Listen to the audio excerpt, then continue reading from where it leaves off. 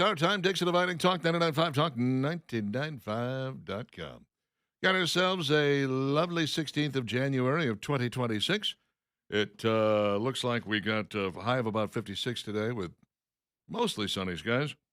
Tomorrow, partly sunny and 48, and then Sunday things cool off exponentially. 38 degrees for a high. It looks like Monday and Tuesday are not going to be much better than that. We're going to be hovering down around that area for some time. So be prepared for it. Just brace yourself. Brace yourself. Because, man, I don't like the cold, and I know most of us don't like the cold. It's one of the reasons we live in the great state of Alabama. On the other hand, we also whine a lot when it's really hot. Have you noticed that? Yeah, that's what we do best. We whine about it when it's hot. We whine when it's too cold. Mm-hmm. Basically, we're just a bunch of whiners. That's what I'm hearing. Just a bunch of whiners. All right, I'll tell you about ProLift garage doors because I love them. ProLiftDoors.com. ProLift came out and fixed my garage door. First thing they did, they came out and took a look at a situation that I was dealing with, and they said, all right, well, here's what we can do for you, and here's what we can't do for you. And I said, okay, good. Thank you for giving me the skinny on this so I know what I'm dealing with. And then they did what they could, and I appreciated that. And then I had the lightning strike and the whole thing frying on me. And I said, all right, well, can you guys get out here and tell me what's wrong? How bad is it? What's the story? Sure enough, it was the motherboard. They said, we're at the point now where the motherboard and the unit, the head unit, cost about the same. It's very close. It's mostly motherboard, They said, we're just going to replace the head. I said, great, do it. Make it happen. They did that in emergency service. Less than an hour from start to finish, this guy showed up, diagnosed the problem, figured out what it was, managed to put a new switch in for me because that also fried, and then put the new head on, which he had on the truck, which was great, and boom, done, out. And I really needed that done in that amount of time because of some pressing circumstances that I had. Wow, I was so impressed. ProLift Garage Doors, 286-9727, ProLiftDoors.com. When it comes to fixing your garage door, I wouldn't trust anybody else. 26 people have been charged in a nationwide scheme to fix NCAA men's basketball games for millions of dollars in illegal bets. 26 people, including some people who are still currently playing NCAA Division I level basketball. They were also working on the Chinese League, which is kind of funny. Chinese Professional League. You're like, really? The CBA? Pretty much what you would expect. They were getting a handful of players to make sure that they didn't cover the spread. That's really what it came down to, When you're talking about games where it wasn't close, it was like, okay, well, we expect these guys are going to win by 18. Make sure that doesn't happen. Make sure you win by 16. Make sure you win by 14. Lose, we don't care. But you can't cover 18. Don't cover 18. Then they'd go out and throw a series of straw bettors. They would bet heavily on that team to lose. The team that was favored, they would bet against them because they'd say, we don't think they're going to cover. And sure enough, they didn't because they were paying $10,000 to $30,000 per game to these NCAA athletes to throw games. The This is most terrible. This is recognizable awful. name on the list of schools that were involved is Tulane. I hate to see this. I really Well, do. DePaul's Yeah. pretty recognizable as well. Mhm. Yeah. I hate to see it too. I Alabama wonder. State is named in it. Oh, I didn't see that. Yeah. Oh my, ASU, I'm like, ooh. the Hornets. Hello. Come on, guys. I wonder. This has been going on for quite some time, of course, and they're talking about 2022-2023 season. You remember in 2024, NIL kicked in, right? It sure did. So suddenly, maybe $30,000 a game didn't seem so attractive. $10,000 a game didn't seem so attractive. It was like, no. I'm good. I got plenty of money. I'm over here, pitching Red Diamond Tea on TV or whatever, so I don't need your cash. They're going to have to come up with more money. Southern Miss is another school that's named in this. Oh, my goodness. Mm-hmm. It's quite a list here. Yeah. Let's see. Tulane, Nicholls State, St. Louis University, Fordham, DePaul, several mid-major institutions, none from Power 4 conferences. Okay. That's interesting. Eastern Michigan, New Orleans. Oh, this is terrible, man. It is. It's disappointing to see this because, you would hope that you could keep college sports pure, but no, not even in college sports anymore. There's this and then. This is not the first point shaving scandal. No, I mean, there it's was one of not. these in the 70s, as I recall. A couple of big names went down as a result. But The movie Goodfellas was made about it. yeah. So you look at this and you say, okay, it doesn't really have anything to do with these prop bets, which was one of the things that we were so concerned about. But it certainly does destroy the purity of the sport, doesn't it? It does. You know, you, Well, and you some would say the purity of the sport was lost on NIL. You know, that yeah. some of that went away when you introduced that. And again, another reason why I think Nick Saban saw the writing on the wall and said, "Oh, I got to go. This is where I end my career." He needed more time to place bets. I don't know about that. Many media outlets slimed Dilbert comic creator Scott Adams after his death from cancer on Tuesday, labeling him controversial and racist. From the New York Times, for instance, pushing out a breaking news alert, reading that Adams, who passed away on Tuesday, made racist comments on his podcast. Well, he did kind of. I don't think he really realized what he was saying at the time, and he did rededicate himself to a life of not racism after that.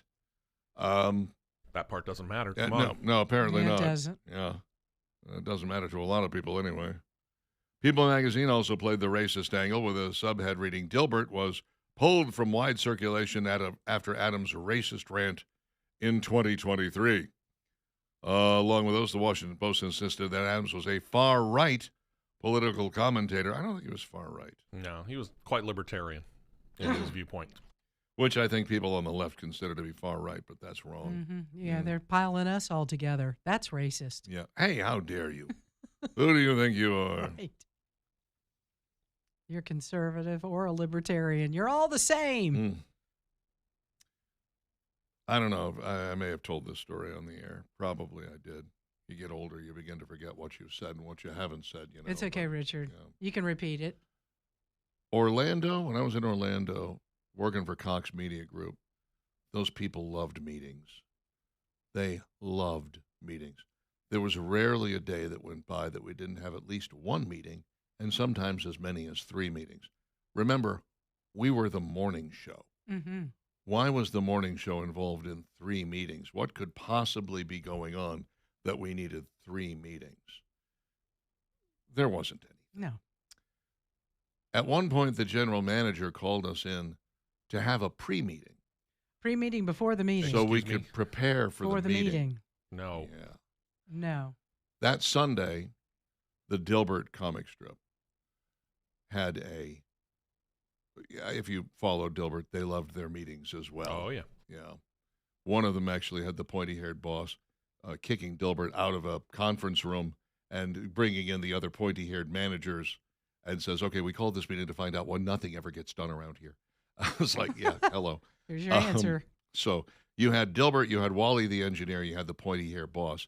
And the pointy-haired boss says, okay, listen, we're going to have a pre-meeting here before we have the big meeting coming up in the conference room.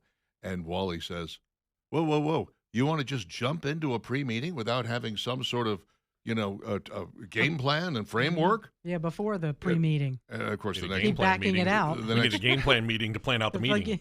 the next panel was the pointy-haired boss going, okay, I called this pre-meeting so that we could prepare for the pre-meeting. and Dilbert leans over to Wally and says, you think you're funny, but you're not. And I hung that up on my bulletin board in my office in Orlando because it so perfectly described that atmosphere. And my boss came in and looked at it, read it, and went, huh, and turned around and walked out. And I was like, so you recognized yourself then. That's right. He sure did. That's why I went, huh. Yeah. With no other comment. It was a she, interestingly. Yeah, she really friggin' loved meetings. I mean, I've never worked at a place that had so many meetings. You can, and I'm not a big believer in them. You know, when we talk about our staff, I'm Mhm. like, I can talk to each one of you throughout the day about whatever it is that we need to discuss, right? I don't need to keep calling meetings because what that does is it cuts down on your productivity for the day. Mhm. You've got things to do. Steve's got things to do. Leland's got things to do. If we keep having meetings, I mean, it's inconvenient as it is because of our schedules. But I'm like, they're just a time waster. Unless there's something huge that you need to cover. That's super important. Otherwise, I can just tell you. I can send you an email. I can text you. We have new ways of communicating.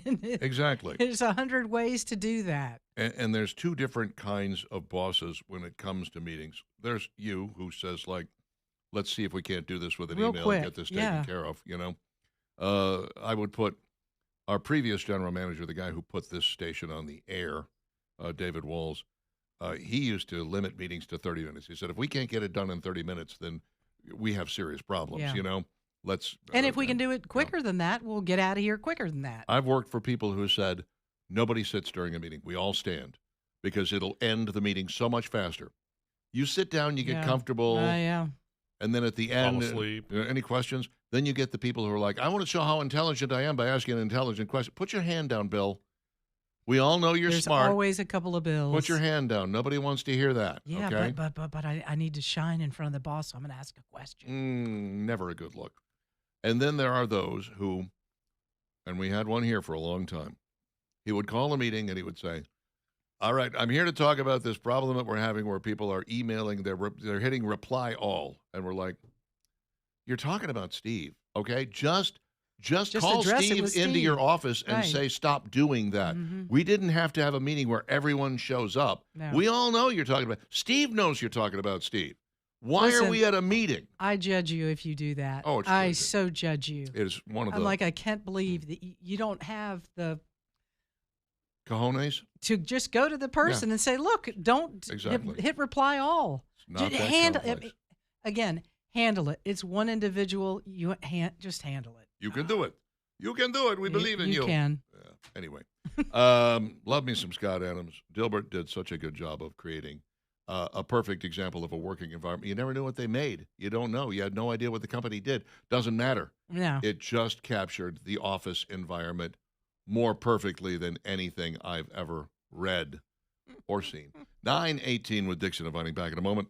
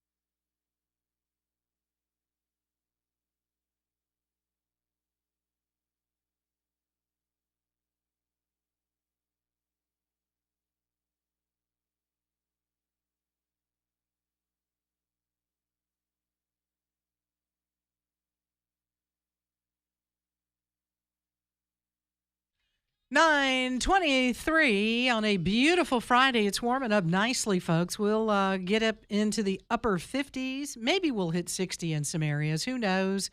But this is going to be one of the nicest days we have going forward. It's just going to get cold, cold, cold. So enjoy it and get outdoors if you can today. And it's a good weekend maybe to flip on Danny Knowles and the Knowles Group. They are on, the show is on both Saturday and Sunday from 2 until 3 o'clock. Incredibly really good advice, financial advice we're talking about, because that's what the Knowles Group is all about. Customizing plans for our listeners, and many of you have reached out to the Knowles Group, and what this does is it kind of gives you a roadmap about where you're going, the future, your investments. If you have a 401k, if maybe you're buying some stocks and bonds on your own, have you thought about Social Security later in life, your health insurance, kids' education? All of these things have to be compiled. If you know about finances, maybe you are in the financial world, that is what you do for a living, then you know. But a lot of people aren't. A lot of us do other things, and we're like, yeah, I know a little bit, I'm dibble-dabbling, but this is not the smart way to do it. You reach out to Danny Knowles and the Knowles Group and let them customize that plan. Give their show a listen this weekend. Again, Saturday, Sunday, 2 to 3. You'll see what we mean. The Knowles Group, Knowles for Knowles. Danny Knowles and the Knowles Group. Get in touch with him today at theknowlesgroup.com. It's Steve's turn. Well, we all know by now Stephen King is a prolific author. The man has written almost 70 books and novellas, plus there are some 200-odd short stories that he's written, either under his own name or his old pen name, Richard Bachman. So needless to say, we like Stephen King books and stories. And so does Hollywood. They've made over 60 movie and TV productions, taking either his books or short stories and putting them on film. Now, here's the thing. This is not actually including the remakes or reimaginings. So, yeah, there's a whole lot more productions out there, too. Think, for example, the TV miniseries It turned a 2-part theatrical release from the old TV miniseries. And then a couple of years ago, we had, I don't know, how many takes have we had on the movie Carrie, or the novel Carrie? At least 3? In fact, when it comes to King, things got so prolific for him that no less than 4 movies were made from King stories just last year. In order of release, they were The Monkey, The Life of Chuck, The Long Walk, and the remake of The Running Man. So I'm going to bring Richard and Valerie in on this. Of those 4 films, which one do you think made the most money? Oh, The Monkey. You actually are correct. Yeah, The that's Monkey, pretty good, Richard. The Monkey beat out what most people thought was going to be that banner holder, which was the remake of The Running Man. And it was close, since we can officially close the book on The Running Man, because the movie that hit theaters last, mid-November to be exact, has landed in the movie theaters with a loud thud, and it's already available on Paramount+. Woof. Yeah. Thing is, it's something that could be said of pretty much each and every King movie adaptation. None of them last year were big money makers. The Monkey was profitable. It was made on a shoestring budget. Came in just under $68.9 million income worldwide. The Running Man came up about $250,000 short of that mark, which makes The Running Man a major flop because it cost $110 million to make. Ugh. Yeah. Meaning it needed about $250 million to turn a profit. Initial reaction, by the way, to the Glenn Powell take on the role of Ben Richards, which was, yes, closer to the tone of the short story that it was based on, much more so than the Arnold Schwarzenegger version. It just didn't get good reviews from critics. After a decent opening weekend, The Running Man ran away from the spotlight. As for the other 2 films, The Long Walk pulled in just under $63 million worldwide box office. The Life of Chuck suffered from the description of genre bending, which nobody really understood, and it failed to bring in even $20 million in worldwide box office. So here's the thing. We like Stephen King stories. We like it a lot, and Hollywood apparently does, but apparently we would rather have Stephen King in book or story form than we would in film version, unless you've got a rare occasion like The Green Mile. Yeah. Or Shawshank. Yeah.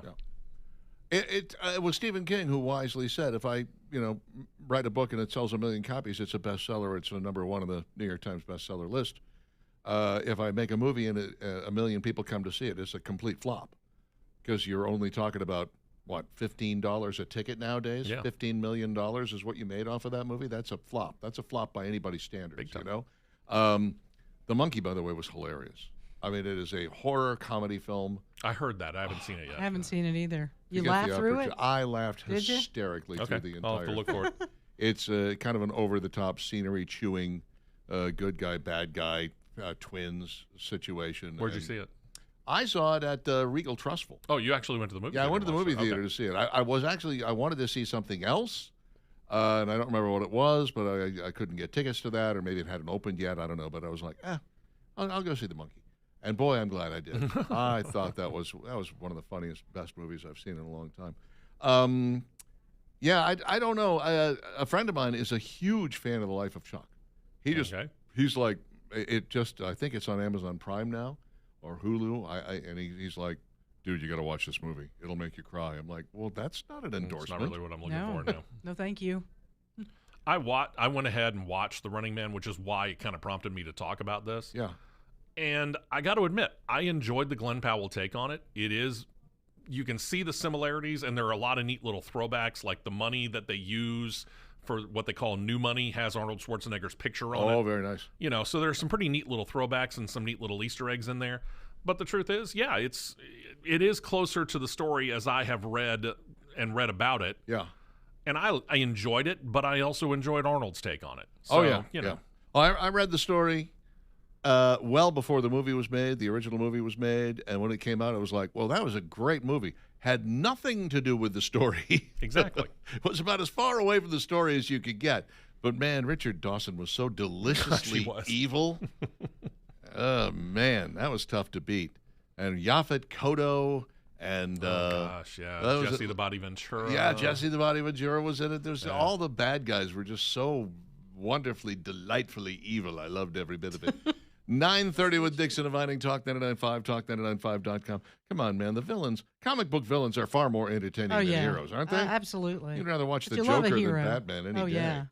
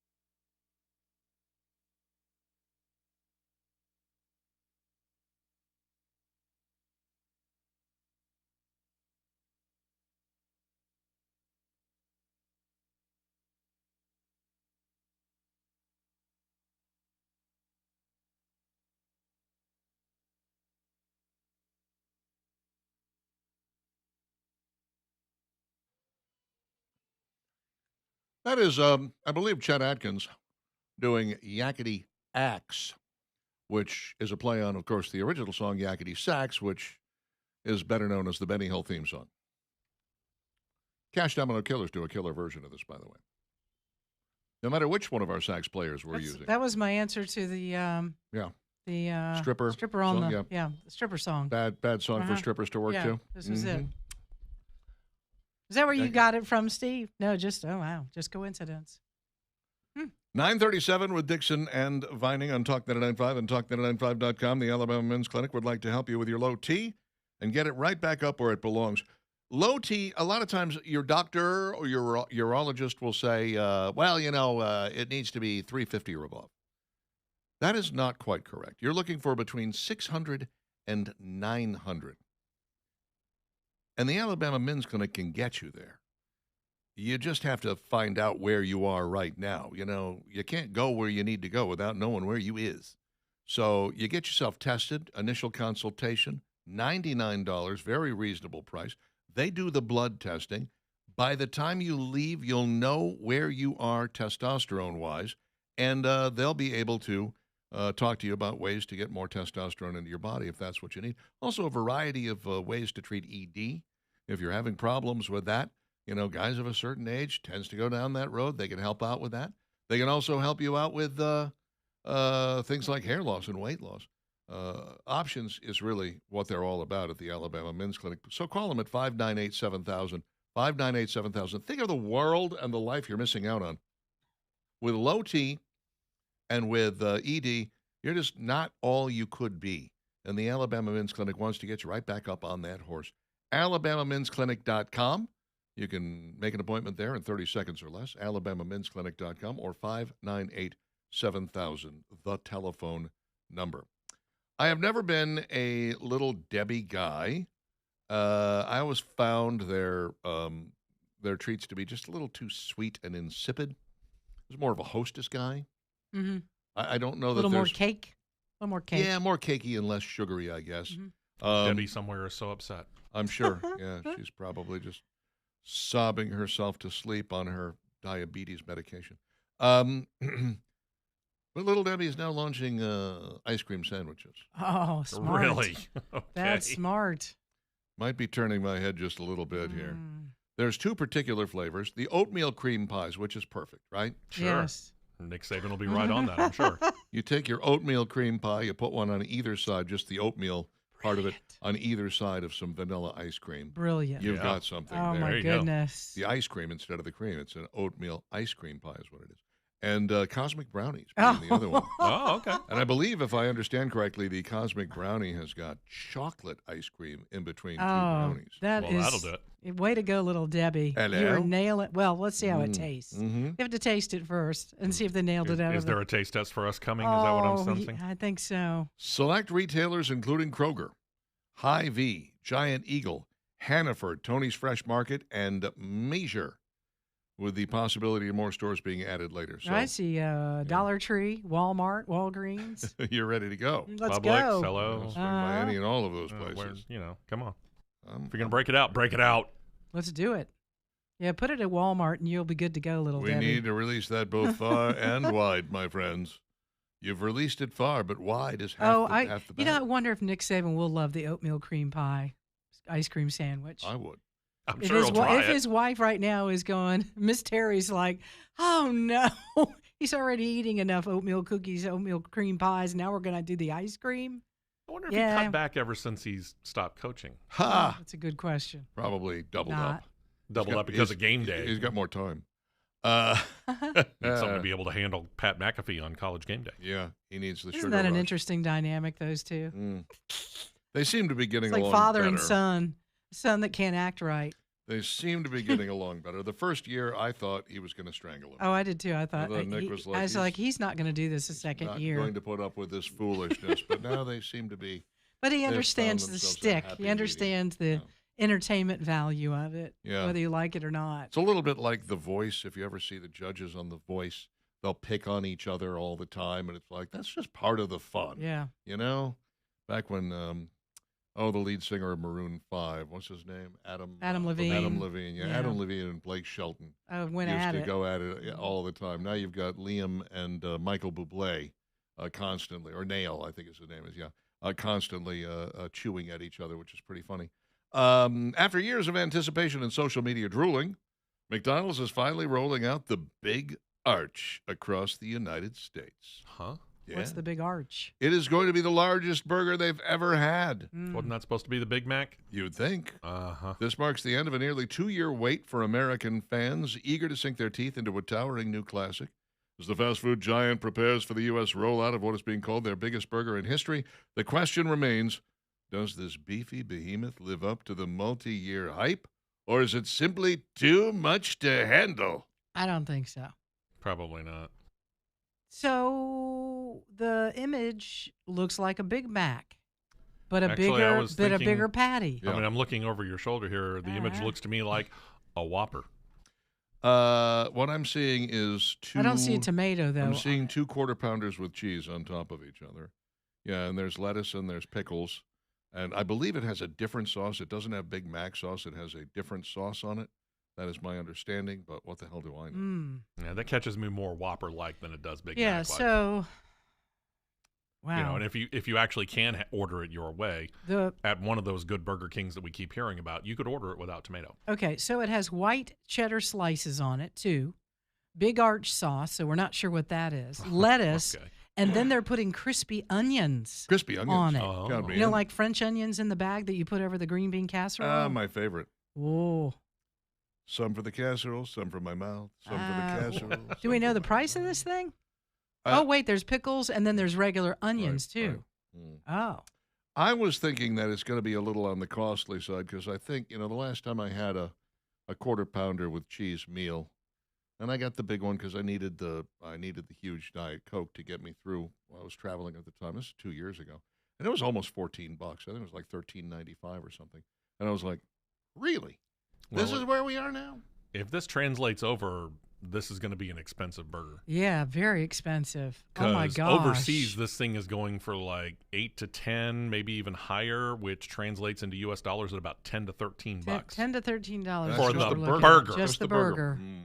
But it is a large burger. Good luck with that, guys. I was just talking to the owner of the Applebee's in town last Tuesday, and said, "Hey, you got that new burger thing with the cheese and everything? And what are you selling that for? Like $11?" He goes, "Yeah, $10.99." He goes, "We're selling the hell out of them." I bet. I said, "I bet you Because it are." includes everything, doesn't Yeah, it? yeah. The Fries fries on and the a side. drink. Yeah, get a drink. Everything. All of that. The whole deal for $11.99. Yeah. Yeah, I'd go there. Yeah, this is a little crazy if all you get is the burger and it's between $10 and $13. Good luck It's with that, McDonald's. boys. I hate to tell you, McDonald's, no offense to you. It's McDonald's. Mm. People go to McDonald's because usually it's cheaper. And it's supposed to be cheap and quick. Right. What is the Gaffigan bit about? You would say you don't go to McDonald's, but if you keep up with the Kardashians, that's McDonald's. If you read Oh, Us gee. magazine, that's McDonald's. Yee. If you pay attention to what's going on with the royal family, that's Burger King, actually. How about this? Just go back to the Big Mac and make it like you originally made it. Yeah, try that Bigger. on for size. Yeah. It probably Mm. maybe not the patties probably aren't as large as this Big Arch burger. Mhm. But if you just go back to the regular size of it, I just can't believe how small the Big Mac is. It's crazy. You can't call that a Big Mac. No, That's a small Mac. small Mac at most. Tiny Mac. Itty bitty And Mac. people that don't know, 20 somethings don't know what we're talking about, but 30 years ago, the Big Mac was huge. Decent sized. Arby's just dropped a tangy new take on its classic roast beef sandwich. It is the Arby's Hot Italian Beef Dip. Now, I love a hot Italian sandwich. This is a Chicago staple. It's they cook this beef forever, and the au jus comes off of it in copious amounts. Okay, it's a very, very slow roasted beef, and then they slice it up. Mm-hmm. And there's, bits and pieces of the beef like down in the au jus, which is sitting in this gigantic tub. You're talking to me. They slice it up. They put it on a bun. They add jardiniere, which is a kind of a slaw type thing made out of peppers and onions and other various and sundry items. It can be sweet. It can be hot. You can get either one. You can get a combination of the two. I tend to like the hot kind. And then you can get it dipped, or you can get it dunked, or you can get it dry. Dry means they don't do anything to it. They just hand it to you. Dipped means they dip each side, each end, because it's a long sub. They dip each end into the au jus, and then they wrap it up and give it to you. Dunked means they grab it with tongs and they submerge the whole thing into the au jus, and then you have to basically eat it with a knife and fork at that point, and it is outstanding.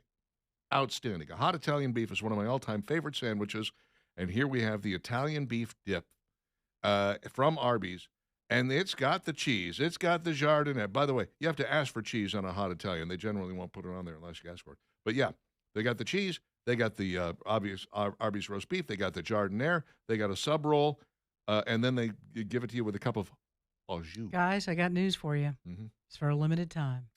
So Better you rush better out. get it There's a while the surprise. getting is good. This might be high on the. Here's what's going to happen. Yeah. Arby's is going to do to you what Chick-fil-A did to me. So you better look out, Richard. The important thing is you're not bitter. Not at all. Okay. And I just want you to get in the bitter wagon with me, because when they take this away, you're going to be very bitter. Once you've had one, yeah. Ah. Haagen-Dazs launches a new and improved sorbet smoothie collection. Okay. I guess this is at the places like the stores where you go and they serve you. They don't just have them sitting in the freezer section. We don't have any Haagen-Dazs around here. Do we not? Not that I know of. Not the Haagen-Dazs store alone. No, I've never seen one. I think we've got I like Haagen-Dazs.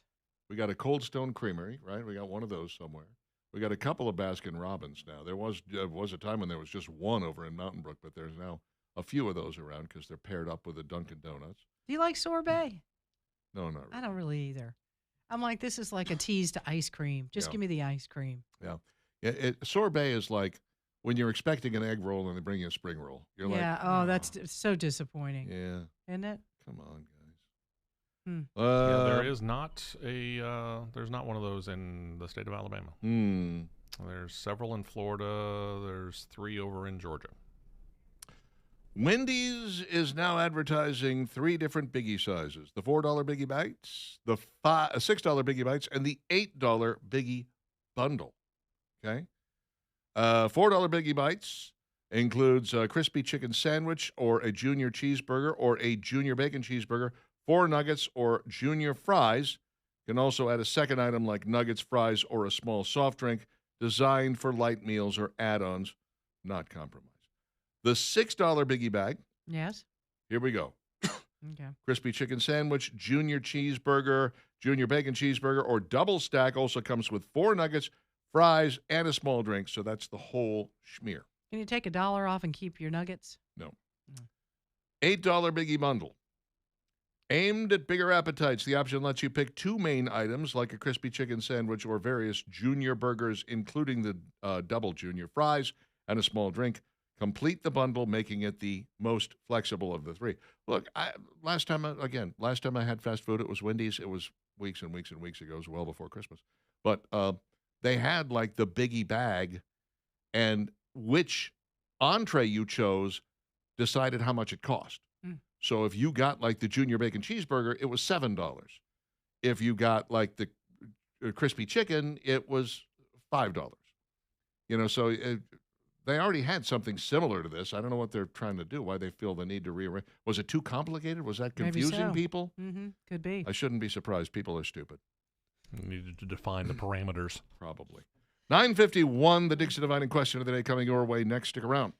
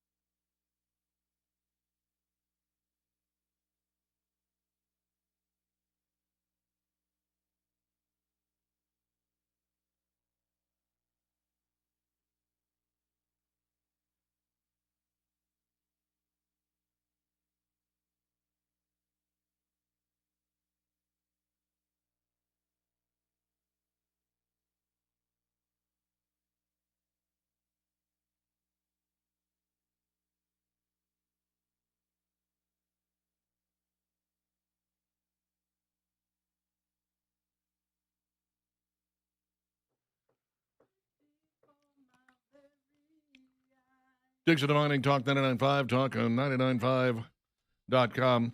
Better late than never, the Jeff joke of the day finally arrived. Jeff, where were you today? He goes, oh, I forgot.